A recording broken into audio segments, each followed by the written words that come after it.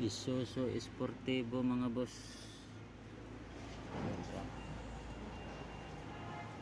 Concern nito ayaw mag-start.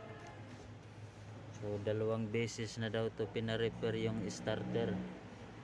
So ito, sinik natin, dinirekta natin sa battery yung starter, ayaw talaga. So kailangan natin tanggalin yung starter.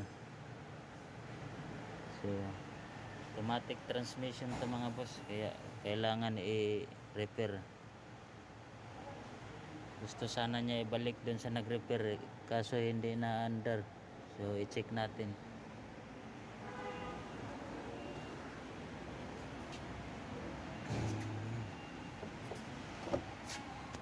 Dito tayo sa ilalim.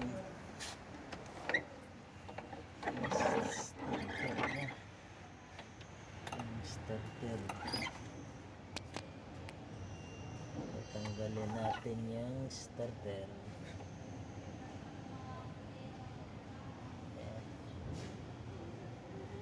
Tingnan natin kung anong ni-repair sa dati, kasi dalawang beses na daw to. Pangatlo na tayo na mag-repair nito mga boss. So, check natin. At dito mga boss, natanggal na yung starter. Ito, tiningnan natin, okay naman yung contact niya.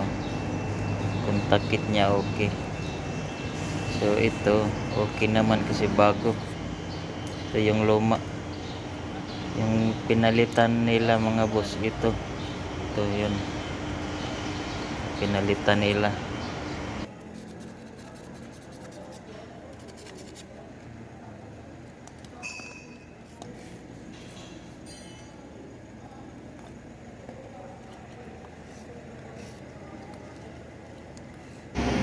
Tinesting natin mga boss, okay naman yung contact nya.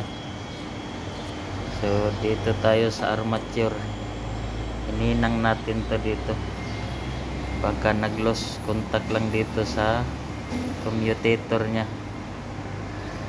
So hinangin natin para sigurado tayo.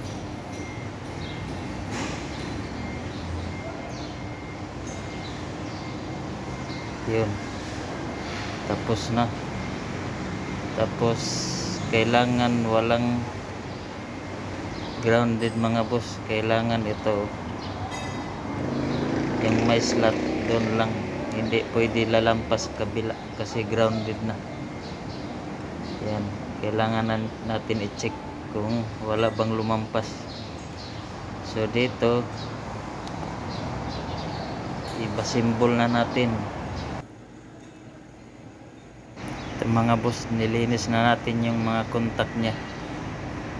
Ginamitan natin ng liha. Then ito ibalik na natin. Yan. Ito yung armature. Dito ibalik din natin yung carbon brass nya mga boss, mahaba pa. So hindi natin muna pinalitan, i-assemble na natin. At dito mga boss, tapos na na-assemble. So subukan na lang natin.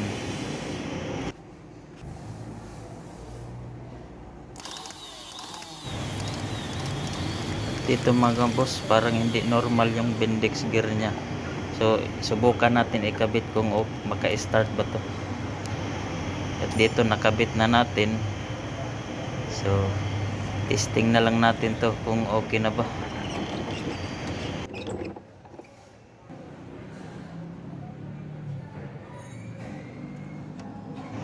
At dito i-start natin. Yun, one click na mga boss. Subukan natin uli. Yun, one click. So okay na mga boss.